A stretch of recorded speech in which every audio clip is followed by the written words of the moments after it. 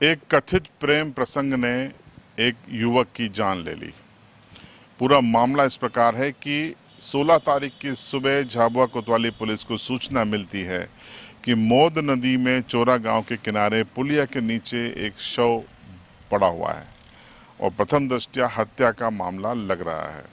कोतवाली पुलिस मौके पर जाती है, वरिष्ठ अधिकारी भी मौके पर पहुंचते हैं, मौका मुआयना होता है और उसके बाद पुलिस पोस्टमार्टम के लिए शव को भेजती है। पोस्टमार्टम रिपोर्ट में इस बात की पुष्टि हो जाती है कि यह हत्या का मामला है। अब पुलिस के सामने चुनौती थी कि आखिर ये हत्या किसने की है। आज के दौर में लोग भूल जाते हैं, लेकिन सबसे बड़ा सबूत मोबाइल ही बनता है। पुलिस ने कॉल डिटेल जब निकाली तो पता चला कि जो महिला है, मृतक की पत्नी है, उसकी अंतिम बार इस शव मिलने के कुछ ही घंटों पहले किसी एक शख्स से बातचीत हुई थी और इस शख्स का नाम था सुभाष डिंडोर, जो कि बड़ी मांडली गांव का रहने वाला था। तो आखिर क्यों इससे बात हुई थी, लेट नाइट क्यों बात हुई थी और अक्सर बातें होती थी, ये भी डिटेक्ट हो गया।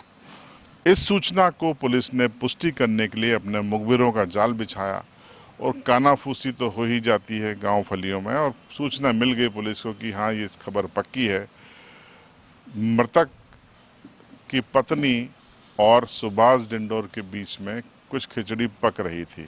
तो बहरहाल पुलिस के लिए सूचनाएं महत्वपूर्ण थी। पुलिस को ये भी बताया गया कि जो मृतक है उसके पास बाइक नहीं थी, तो वो जो आरोपी है सुभाष, उसकी बाइक का बुलाकर इस्तेमाल करता था, साथ में आते जाते थे और घर पर भी साथ में आना जाना होता था। और वहीं पर ये कब उसके मृतक की पत्नी से उसको इश्क हो गया, नैन मटक्का हो गया, सब पता ही नहीं चला। और परिणाम ये निकला कि धन्ना की लाश बरामद हुई और पुलिस ने जब सुभाष डिंडोर को पूछताछ के लिए हिरासत में लिया और अपने तरीके से पूछताछ की तो उसने कबूल लिया कि हाँ, मृतक की पत्नी से उसका प्रेम संबंध है और इसी के चलते उसने हत्या की है।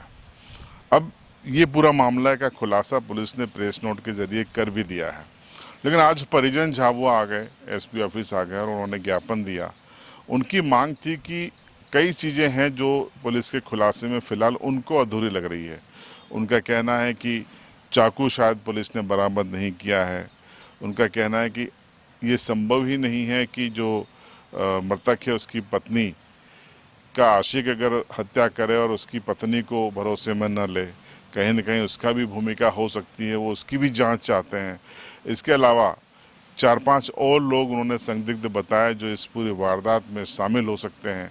कुछ ऐसे करीबी रिश्तेदारों के नाम उन्होंने बताए कि जो मृतक के अंतिम संस्कार में भी नहीं आए, न ही बैठने आए, जबकि बेहद करीबी रिश्तेदार थे। तो उनकी क्या भूमिका है, उसको भी लेकर उनके मन में कई सवाल थे। तो उन्होंने एक विस्तृत जांच की मांग की है। देखिए जांच की मांग करते हुए क्या कहा उन्होंने। मतलब सर ये था ना, शाम को निकला था 15 तारीख को शाम को निकला, तो हमने रात को ढूंढा तो रात को हमको मिला नहीं है। हमको इसका दोस्त था, उसको दोस्त को हमने फ़ोन लगाया तो दोस्त ने क्या बोला, वो पेट्रोल तरफ जा रहा, 2 गाड़ी बाइक है और मैं उधर से आ रहा था, ऐसे बताया। बोला हमको रात में लगाया उसको, तो मेरा ठीक है। तो हमने सोचा कहीं गया होगा।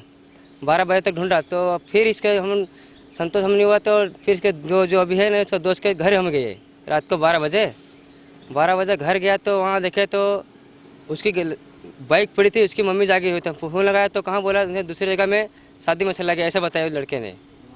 हाँ, उसका नाम है सुभाष, उसने ऐसे बताया। तो फिर हमने बोला यार, इसका वो दोस्त था, हमको शंका नहीं हुई इसके ऊपर, ऐसा थोड़े करेगा, ऐसा सोचा। तो हम जाके फिर घर पे जाके सो गए तो सुबह में फिर हम लोग उठे तो बाज़ार गए, इधर उधर पता किया तो रास्ते में आ रहे थे तो सब लोग नंदी पर जा रहे थे, दौड़ के जा रहे थे, कोई मरा हुआ आदमी पड़ा, ऐसा बताया रहा। तो हमने बोला हमारा भी लड़का शाम से गायब है, तो हम ढूंढने गए, देखने गए तो वो तो हमारा घर का लड़का निकला, मेरे काका का लड़का। मैं कहती हमारा घर का, ऐसे बताया हमने। तो पुलिस वहाँ आई, फिर पुलिस ने सब था देखा, बताया, तो फिर बोले मारा हुआ पड़ा था, वो पत्थर से मार रखा, सकों का घाव ऐसा था।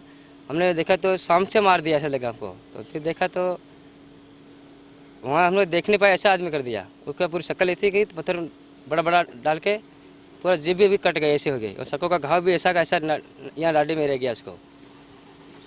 तो फिर हमने आया पुलिस ने कराया क्या किया, पुलिस ने मोबाइल नंबर हमारे इसका मोबाइल मांगा तो नंबर हमने दिया, मोबाइल तो था नहीं साथ में, था लेकिन मारने वाले ने ले लिया, कहीं दूसरे का फेंक दिया। तो फिर हमने नंबर दिया, लोकेशन से एक आदमी को पकड़ा इसने, इसको पकड़ा तो हमको बोला तुम्हारा एक व्यक्ति पकड़ा गया है मारने वाला, ऐसे बताया हमको घर पे आके 12 बजे से आया, सब लोग ने बताया पकड़ लिया। तो हमने सोचा और कोई होगा, अकेले तो मार नहीं सकता, ऐसा आदमी को अकेला मर भी नहीं सकता है ना। बोला तो है होगा कोई, पर अभी तक कोई दूसरा नहीं बताया, एक ही है बस। एक कैसे मार सकता है एक आदमी को, और दोनों को दारू साथ में पिया दोनों ने, तो वो बोल रहा है अकेले ने मार दिया, ऐसे बता रहे।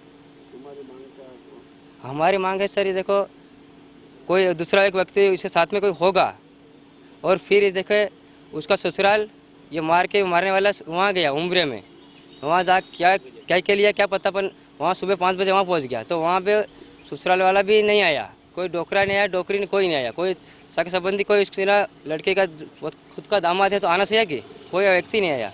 इसको क्या नहीं लगा तो कोई हमको शंका उसके ऊपर भी है। हाँ, पुलिस के ऊपर ये मांग कर रहा है, उसके ऊपर शंका है, और उसकी पत्नी के बोल रहा था, उसकी पत्नी को भी करना चाहिए हमको, वही मांग हमारा हो। तो आपने इन आरोपों को सुना, ये आरोप गंभीर है, लेकिन पुलिस का ये कहना है कि अभी विवेचना जारी है, अभी जो अभियुक्त है उसकी गिरफ्तारी हुई है, साजिशकर्ता अगर कोई होंगे तो वो भी सामने आएंगे। इस बारे में जब हमने एसपी झाबुआ पद्म विलोचन शुक्ला साहब से जब बात की तो उनका ये बयान सुनिए। उन्होंने कहा कि विवेचना जारी है और अगर पत्नी या किसी और की भूमिका भी होगी तो वो भी जांच के दायरे में लाई जाएगी। सुनिए बयान। अभी कुछ दिवस पूर्व ये घटना कारित हुई थी, जब पुलिस को गांव के कुछ लोगों द्वारा सूचना मिली कि एक सिर कुचली हुई डेड बॉडी मिली हुई है। जब उसका हमें पता लगाया गया तो संबंधित मृतक की पहचान हो गई, और ये पता लगाया गया कि जो मृतक है इसने अपने इसमें हमने कॉल देखा कि इसने अंतिम बार किससे बातचीत की है, तो उसके आधार पर हमने पता लगाया और फिर कई लोगों से उसने पूछताछ की, गांव के लोगों से, मृतक की मां से, और कई लोगों से पूछताछ की।